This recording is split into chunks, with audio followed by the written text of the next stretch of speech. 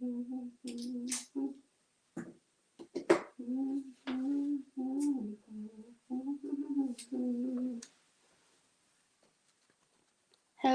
hello, hello. Giving people time to come on in. Y'all come on in, get settled, get settled. Let me know where you're from. I am trying to rehydrate myself. This Texas heat is beating me down. Hello. Beating me down, honey.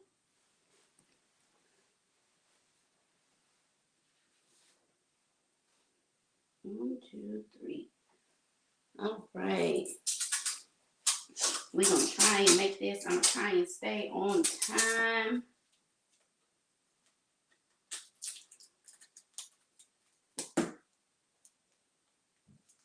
Giving people time to get on in.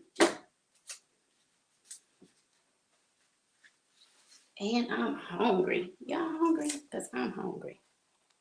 No?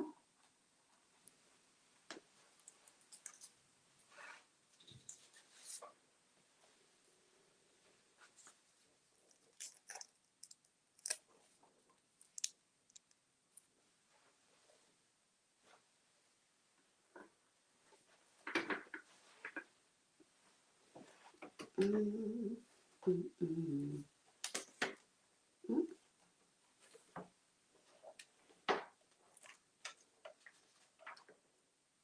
Sending my love to you. Hello, hello. How y'all doing over there?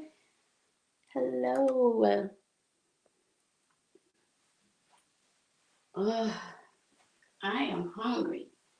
Y'all, is somebody gonna feed me? I'm hungry. Send somebody to my cash app so I can order me some DoorDash.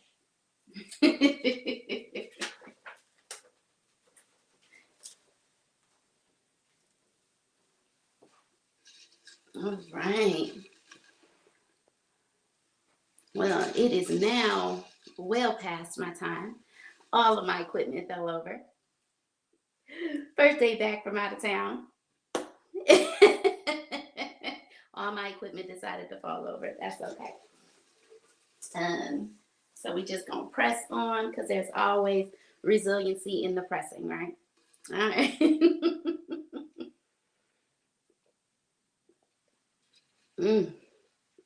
I figure if I drink some water, I won't think about how hungry I am. That makes sense? No? Makes sense to me. So,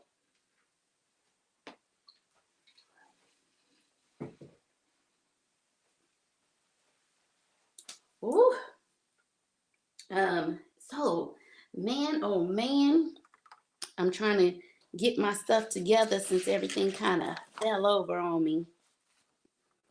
I'm just hoping that it's still gonna work out. We won't have any issues or setbacks. Hello, bestie. Good to see you on.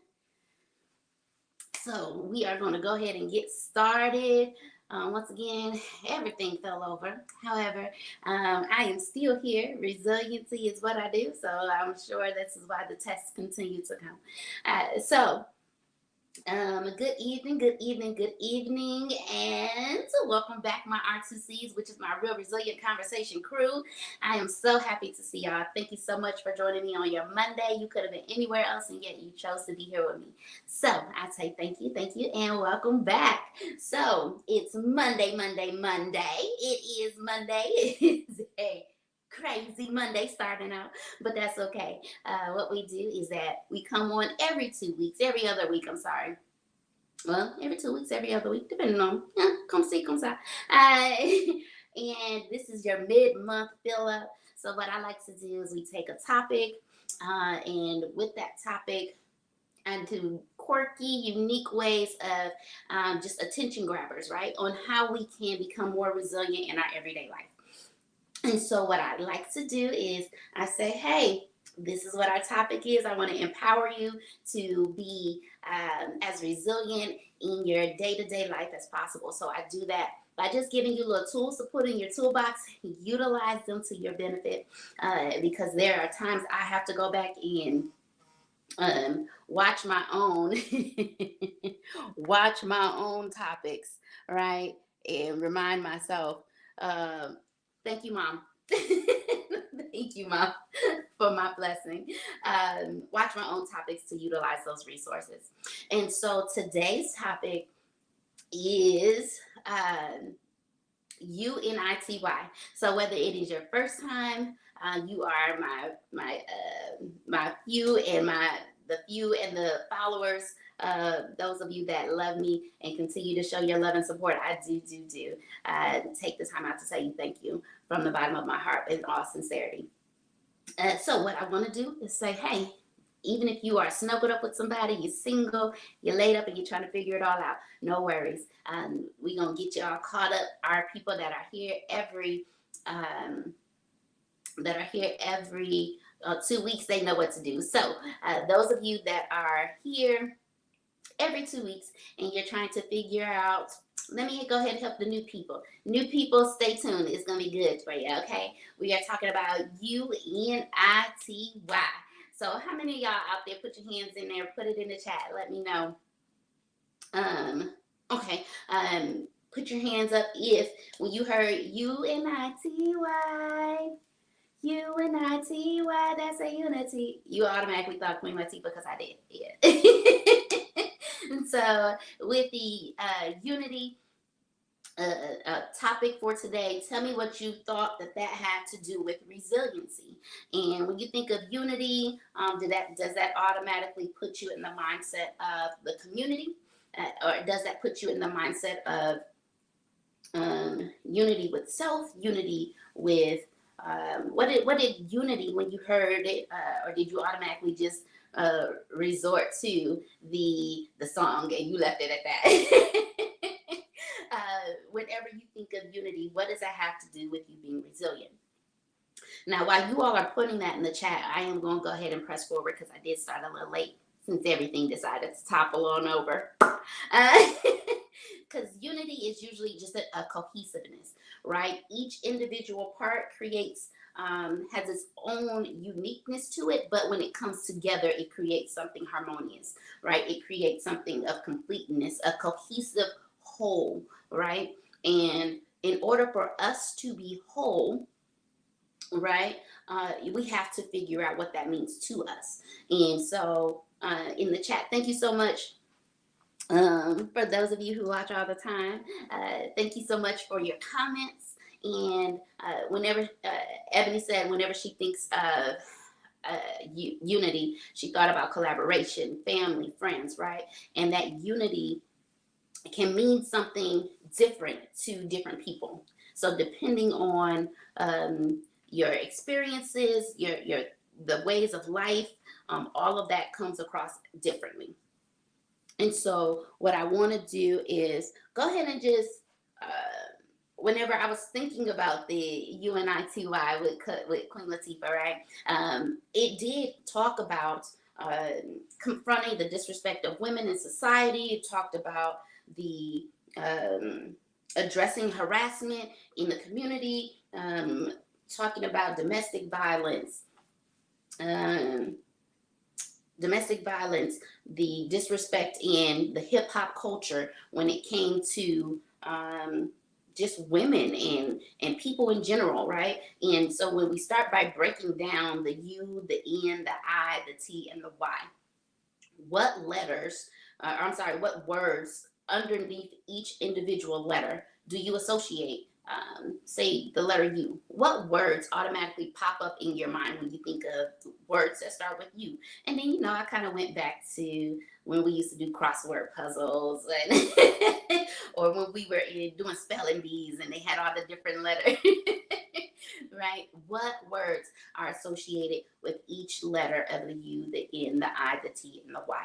What words popped into your mind to say, hey, I never thought of it that way, right? And so for me, When I thought about you, some of the words I thought about: unpack, unwind, understand, unapologetic, uh, right? Understanding. Let me see. Upstanding. Um, universe, universal, right? Some of the y'all, everything is itching me today. I apologize. The ends: nurture, nice, normalize, nurturing, um, notable, noble. And I know y'all like, what? I letter words: individual, impact, identity, indicate, imagination, indicative. I know, right? Indicative. How did that come up? I don't know. But it came up. And so T letters, I'm sorry, T words: troubles, traumas, um, tendencies, triggers, thank yous, or thanks, transformations. What's another one, y'all? What's another one? Y'all help me out. Y'all know my brain is bad. I already had to kind of bounce back. So my thoughts are a little bit all over. Let's see. Teach, thoughts, and maybe for wise: yesterday, yearning, yawning. Some of y'all already at home yawning right now because you're sleepy. And you, yours, yesterday's, youth, right? Yes, yay, right? Those are the things that I think about when I hear each of those individual letters, and some of the words that automatically pop into the forefront of my mind. And now, when we are talking about unity, I really want to kind of break down this unity thing into at least a part two, possibly a part three, depending on how much we get through by the end of the month. And so, whenever I am thinking of it, the idea behind it is I really want to unpack normalizing, identifying triggers yesterday. You see how I did that?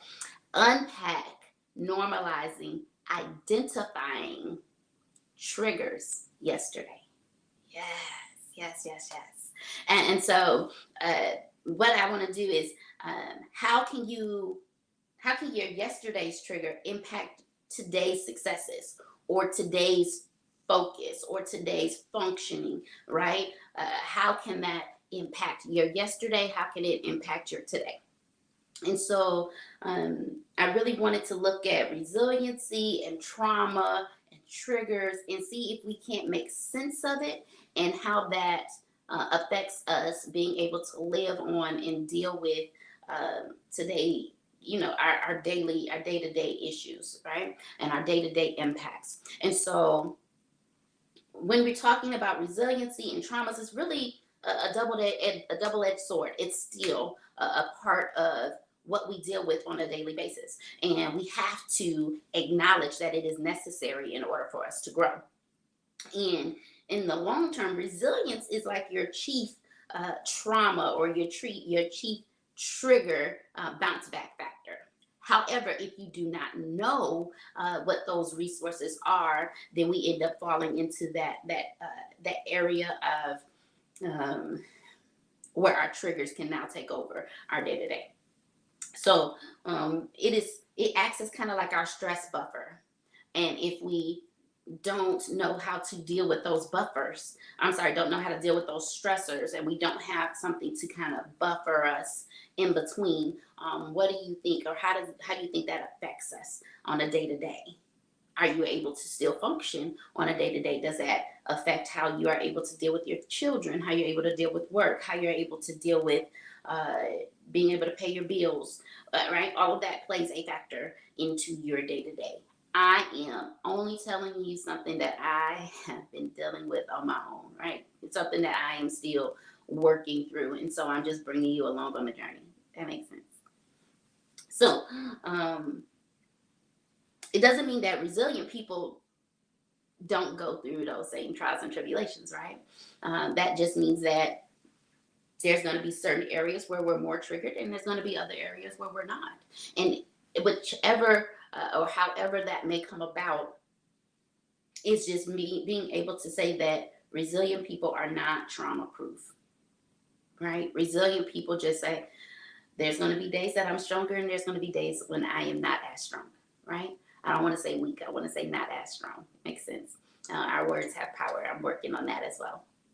And so, how much resilience you have means how much you have in your tank, which is what I was saying before. I want to give you tools to put in your tool belt to be able to utilize them when you need it, right? It's nothing worse than if you need a Phillips head screwdriver or you need a flathead screwdriver and all you have is a Phillips. And you're like, this is not going to work for what I need, right? I need you to have what you need when you need it. And if I have it to give, I'm going to share it with you so you can utilize it too, right? So what we can do, the good news is that we can build up over time. We are able to give you what you need over time. And so if I give you this tool today, I give you a saw and I teach you how to use it. If I give you a hammer and I teach you how to use it, then it becomes useful, right, in the long run.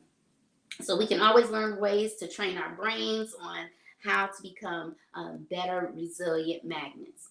So, but unless we can identify them, we are not, our emotional buttons really go into overdrive. And if we remain on automatic, then it starts by affecting what we can do and how we do it. So first things first, we want to make sure that we make this a protective response to your nervous system. That fight or fight, that deflate or defeat type of loop, it can continue on a repetitive cycle. And if that cycle is not broken, then what happens? It's just like any machine. It breaks down. You will break down. Those are the people that have the mental breakdowns because their fight or flight response or their deflate or defeat loop has been going. They have not had the opportunity to rest, all right, to power down. So if we're locked, like I said, on that on position, it keeps firing off the alarms, and your chemicals in your brain are saying, keep going, which is why your you time is so significant, right? When we are continuously going, our emotional balance is off. When our emotional balance is off, it affects our physical health, it affects our spiritual health, it affects our mental health. All of that is locked into usually some type of trigger or trauma, right? And in fact, the inability to switch it off sort of defines trauma at its basic level. Does that make sense so far?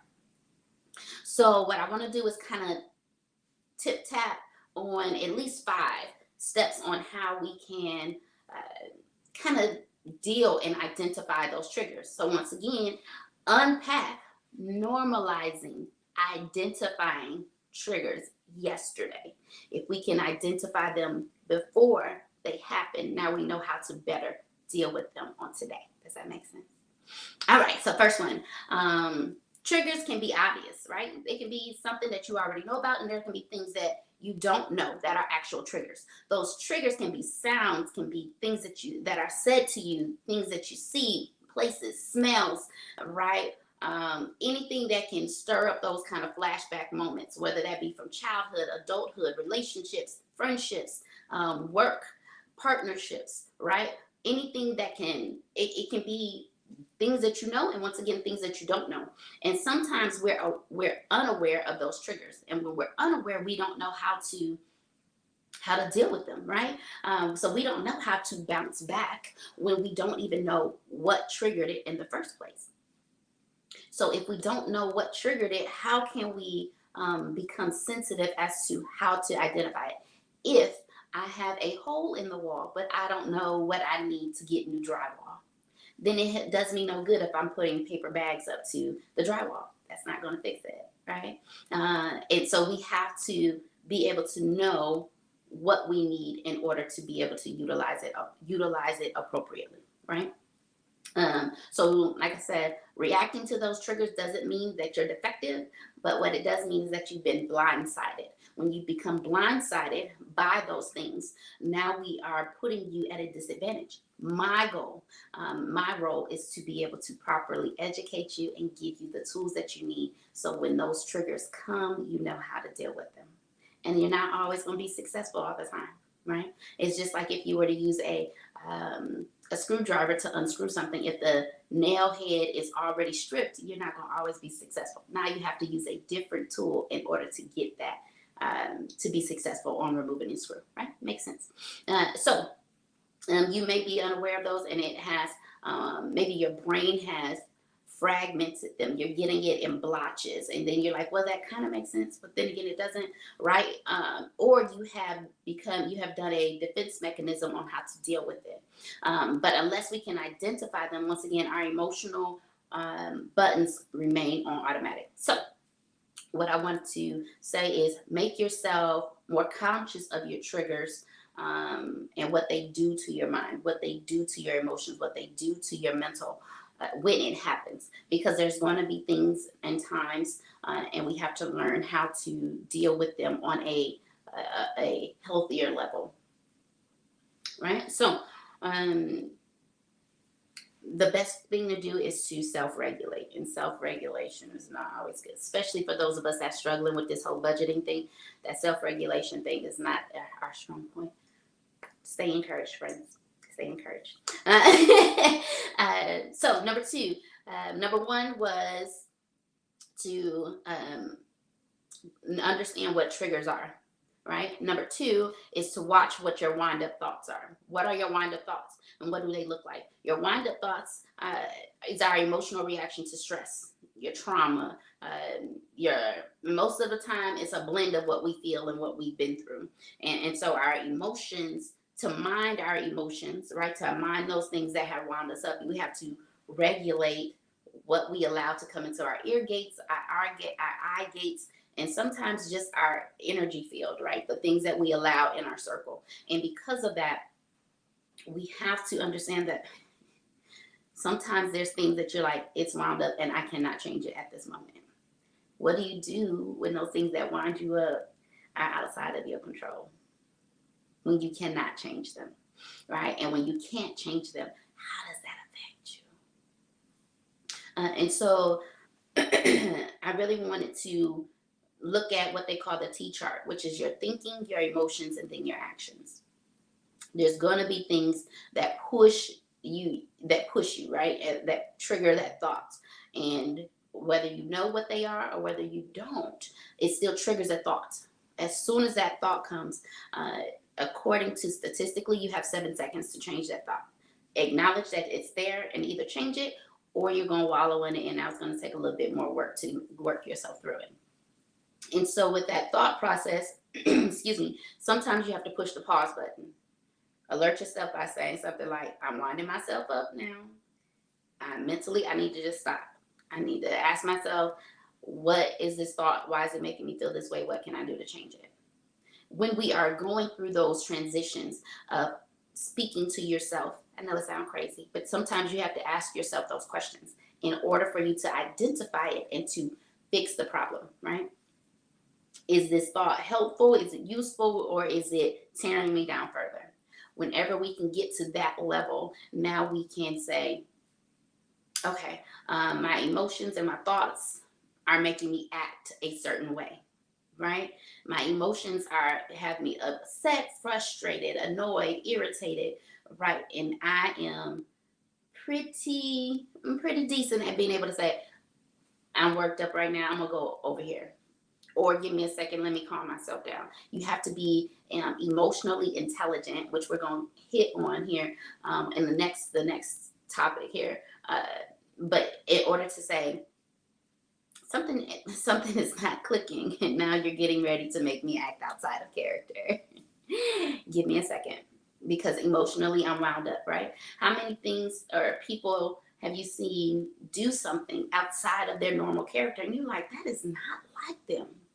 But that thought of disrespect, that thought of what they said, that thought of what was done to them, then turns into a emotion of, I cannot believe. Now I'm upset. Now I'm feeling slighted, right? Whatever those thoughts are. And now the action behind it is usually one of a negative action instead of it being one of a positive action. Um, because now the trigger can also be a positive thing, right? And I know I haven't hit on that yet, but triggers can be something positive. What happens when you smell a flower if you're in the flowers? What happens if you come in a house and the house smells clean? What happens if you see a child smiling when you've had a rough day? The thought was, oh, that is so amazing. That is so beautiful. Emotionally, you feel good inside. You feel happy. You feel joyous. And your action behind it is to smile or to say, that's adorable. I love it. Keep it up, right? Whatever that might be. That is the tea effect, right? And like a normal, on a natural level, tea, whatever you put it in, if it goes in a hot water, it should still, right? When you're talking about resiliency, your tea effect, whenever you are in hot water, it should still produce something that is still beneficial. Meaning, when you're going through the tests and trials of life, what I'm giving you, right? The hot water is the tests and trials of life. The tea bag is what I'm giving you to still make something amazing out of it. Does that make sense? So these tools that I'm telling you is not anything that I haven't been dealing with myself. It's not something that I don't exercise myself, because I can tell you I had a situation, somebody made a statement, and instead of me responding immediately, they seen that I read it.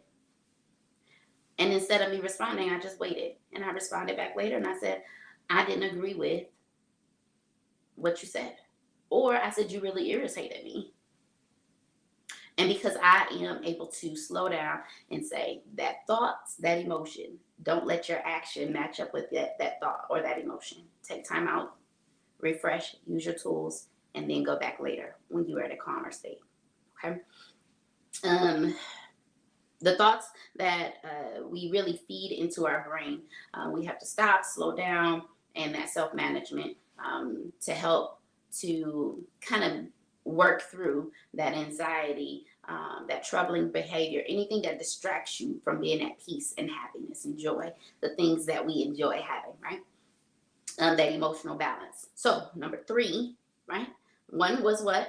Do you remember what number 1 was? Identifying or being able to say, yes, I have triggers. That's number 1. Number 2 is being able to look and understand what those lined up thoughts are. Number 3 is going to be able to name and label those thoughts, or being able to name and label whatever you're going through. Those feelings, those emotions, label it. And that is a part of emotional intelligence. And when you are able to label them, that puts you at a place where you can name it and tame it.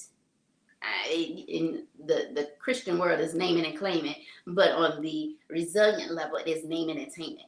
If you understand how to name what is going on, you are in control of how you tame it. Right? I had a situation.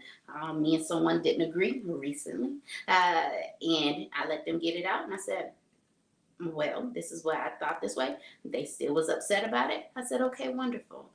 I said, I'm going to go over here.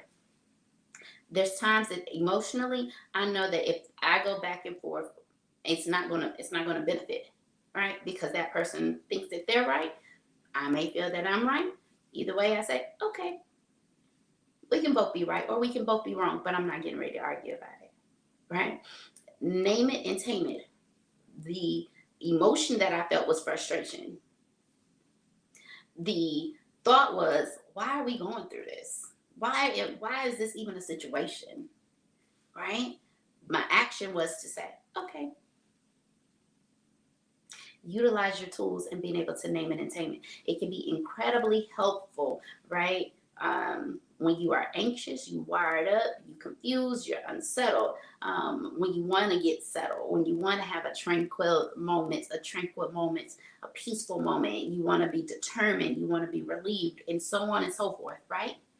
Whatever it is, but you have to map out your trigger.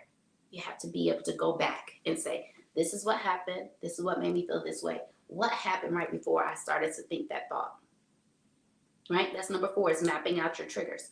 When you are going back, right? Mapping out your triggers or your traumas is going backwards. So, right? If I said number one was being able to say that there is a trigger or a trauma, number two was talking about looking at your wind up thoughts, and number three was being able to name and label whatever those thoughts or triggers were. If we are, once again, at number four, being able to map it, we're just going backwards. This is what I had named it, but what happened before? What was the thoughts, right? So I'm able to name it because I'm able to know what that action resulted. If I go backwards, my action resulted in this emotion. What caused this emotion? This thought. What caused this thought? What was the trigger? What was the starting point that got me to that place? When you're able to map your triggers and your traumas, you now become in control. You now have the ability to slow down and say, I'm under extreme stress. I'm under this trauma is making me look, feel, act a certain way. It's typically because your emotions are wound up. And once your emotions are wound up, right? When you were talking about intimate relationships, when those emotions are wound up, what happens? Usually somebody is not listening. Everybody is waiting to respond. You have to be emotionally intelligent in order to be able to map back and say, I felt this way or I acted this way because I felt this way. And I felt this way because this happened. As soon as this happened, I immediately shut down, right? I know for me in a relationship, if someone is yelling at me, Quita, you need to do this. You need to act this way. I will automatically shut down. I'm not getting ready to yell and argue with you. I'm going to let you get your point across and say, okay, are we done here? So you don't want to discuss it? I think you've already discussed enough, right? For some people, that is absolutely a trigger for them. For me, to have someone yell at me is a trigger for me. You have to understand and be able to map back to what triggered you to feel that way. Is that due to a trauma? And then you can only control what you can control. So because of the trauma that you experience, you learn how to properly, or even to, and we learn some wrong ways of dealing with things, learn how to deal with things, and it may not be the best, right? So being able to map back your triggers and your traumas, because when those feelings take over, now you're under attack. When you're under attack, whether that be emotionally, mentally, physically, then everything else becomes, it gets ramped up, right? And now your nervous system takes control. And when we feel flooded by those feelings, we go into a panic or we go into a rage. We can't focus. We are at loss of what to do. And in turn, what happens is now we have more negative emotional stress. That negative emotional stress now comes into a physical outward pour of what you're dealing with emotionally, mentally, right? And if we can't wind it back, we can't bring down that heightened level of alert, of pain, of frustration, being able to figure out and map back what that threat was, what that trigger was, then it's going to put you at a place to where you're dealing with more attacks because now you have more triggers that you don't know about. And guess what? This is still a cycle that we will continuously learn more about yourself. In my 20s, I had no idea what my triggers were. I kind of thought I did, but there were other things that triggered me because I had more relationships, more friendships, more business partnerships that I've learned throughout the years that now have me looking at, oh, that's a trigger for me that I might not have thought about before. And so, number five, because I know I am real close to my time. Number five is make yourself mindful. Take time out when those moments are happening and be mindful about where those traumas came from, whether it was within your span of control, where it wasn't, it may not happen. But being mindful is making yourself focused, present in the moment, being present with your body, being present in mind, taking the time out to breathe, taking the time out to, I used to have coloring books because then it made me slow down, stay in the lines, be very deliberate about what color I wanted. So the coloring book thing, I know some of y'all like coloring books. Yes, that was something that made me very mindful. And so whatever it is that you may need to do in order to be mindful in that moment, when you're going through the stress, when you are having your blowout, drag out, crying spells, emotional breakdowns, find something that gets you mindful, whether that's meditative breathing, whether it's coloring, whether it's going for a walk, be very mindful. When you're walking, pay attention to how your foot hits the ground. What does it feel like? What does it feel like throughout your body? Very mindful. All right. Your hobbies, your walks, so whatever it might be. Okay. So remember, it's not about being fake. It's about understanding who you are and where you want to go and who you need to be for the future. Okay.